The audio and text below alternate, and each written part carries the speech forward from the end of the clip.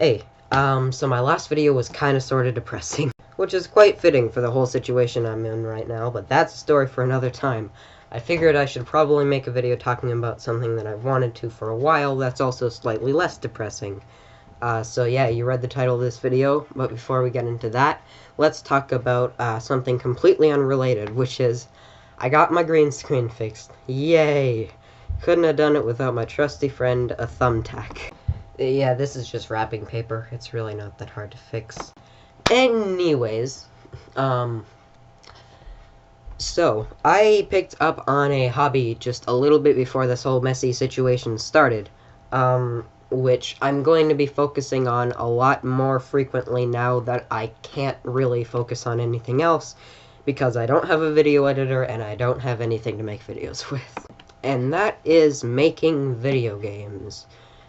What kind of video games, you ask, even though nobody asked? So glad you asked.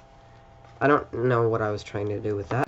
I make ROM hacks and standalone games. For those of you who don't know what any of that means, I'm going to explain it now. ROM hacks, essentially, come to think of it, most of you probably don't even know what a ROM is. For those of you who do know what a ROM hack is,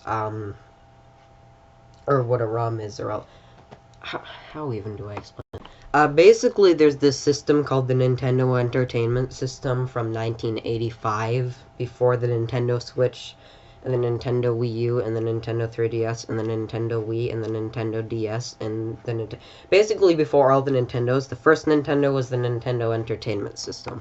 I know that to most of you that's common knowledge, but to some of you, you don't even know what the Nintendo Wii is. Good God, it's a sad time. So I figured I might as well explain it. The Nintendo Entertainment System, one of the most important video game systems of all time, since it literally revitalized the entire industry, and video games would not exist today if it didn't exist, is where games like Super Mario Bros. Originated. Super Mario Bros. Being the game that revived the industry, and also being the first Mario game, or the first Mario game that has all the Mario stuff, like platforming. Technically, the first Mario game is Mario Bros. In the arcade. Or super technically, I guess, it was Donkey Kong, but I don't really think that the entire game is a Mario game. It just kind of has Mario in it. And, ever since a little while ago, you might have noticed I'm slightly obsessed, fond of, Mario and the Nintendo Entertainment System. Obsessed? What are you talking about? Who, me? What? I'm not obsessed with anything. What are you talking about? You're obsessed with something. And recently, over this Christmas, I actually got one of these, which is an NES Classic. A real one, not a bootleg one with 500 games. Which is nice for two reasons. One, because I can use that bootleg 500 game ones to put on a shelf and look like I have a real one to display, which I do, but I just don't want to display it because that kind of defeats the point of owning one. But B, because it can be hacked to put your own games on it, even though it can be a real pain if you have a USB 3.0 port, which I do. This machine only has 2 USB ports, and I have to use one of them for this webcam. But that's completely besides the point. With that in mind, I've gotten really into NES hacking recently, which is basically when you take a game like Super Mario Bros.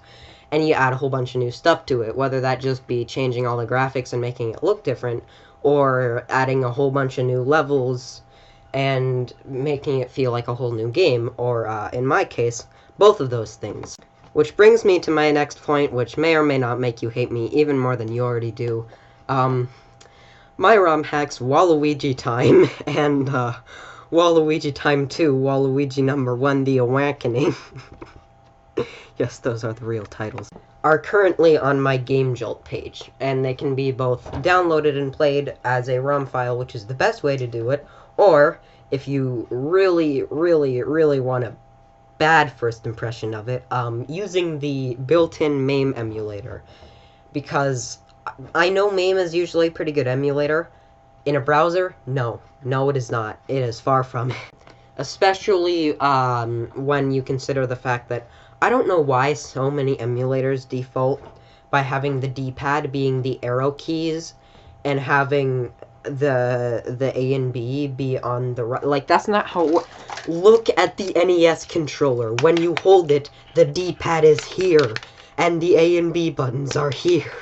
Or the other way around. You know what I mean. It should be WASD. I know that didn't really exist as a controlling thing when emulators first existed. But come on, guys. It's 2018. Make emulators with the default of WASD. The D-pad should be on your right, not on your left. With that completely random, unrelated tangent aside, basically, if you can try and play it in a browser, but the controls are horrible and the emulation is bad. If you want to know a good NES emulator, there's always, obviously, just the NES Classic one. But there's also Meson, or Meson, or however you pronounce it. I have no idea, and I'm not going to try. It's spelled M-E-S-E-N. It's a great emulator, it really is. I've used it ever since I got into NES stuff. And it is honestly a fantastic emulator with all sorts of cool features, like a rewind feature, which, ooh, let me tell you, I use that feature way too much. I bought a USB NES controller, which is white instead of gray, which triggers me so much. And this thing works pretty great, and I set start and A as a combination for rewinding, which basically means if you make a stupid mistake and die from something, you can just literally undo it. Which for someone like me, who's impatient, that works very well, especially when you're playing a game like Super Mario Bros. With things like lives, so you don't have to go all the way back and do it again, and then if you fail too many times, you'll just not be able to do it anymore. So that's pretty great. I believe that Meson works on Windows 7 and up. If you really wanna... if you have a computer that's not Windows 7 or higher, first off, God bless you. I know what it's like having to survive with nothing but a Windows XP for a little while. Specifically, a Windows XP that is not connected to the internet. However, in that time, I found a way to be very resourceful, and found out that the emulator Nestopia, well, not a very good emulator in my opinion, will work on Windows XP, to an extent. It's Windows XP, what do you expect? It does still have the rewind feature, it's kind of a pain to set up though, and you can't set it to a button combination. So yeah, you will have to have a keyboard by you. I know. I felt your pain. Can you feel the pain that I felt? What am I talking about? Anyways. So yeah, I make ROM hacks for the Nintendo Entertainment System. Those two are the only ones that are currently public. I have made much more, like I made a graphics hack of Super Mario Bros. I made a few hacks of just some random other games that are much lesser known. And I just kind of enjoy making hacks like that. Usually it's of Mario Bros. And Super Mario Bros. To be specific. And usually it is a graphics and level design hack, like with Waluigi Time 2. Waluigi number 1, The Awakening. Now, when I said standalone games, I really meant standalone game because I've only made one. And guess what? It's a Mario game. I know, who would have figured? I'm gonna get copyright striked by Nintendo at some point or another. It's not like they're not known for taking down Game Jolt games based on Mario. Specifically, I made a game called Super Mario Bros. Maker, which is exactly what it sounds like, a Mario Maker ripoff, but for PC. And it works on all versions of Windows, and there's also just an SWF flash file that you can download for a, granted laggy version that will work on Linux and Apple products. Although you might have to emulate it through a browser. Yes, emulate. You'll have to emulate the flash file. I am not awake. So anyways, yeah, that's the thing. I'm gonna link to my Game Jolt page in the description below.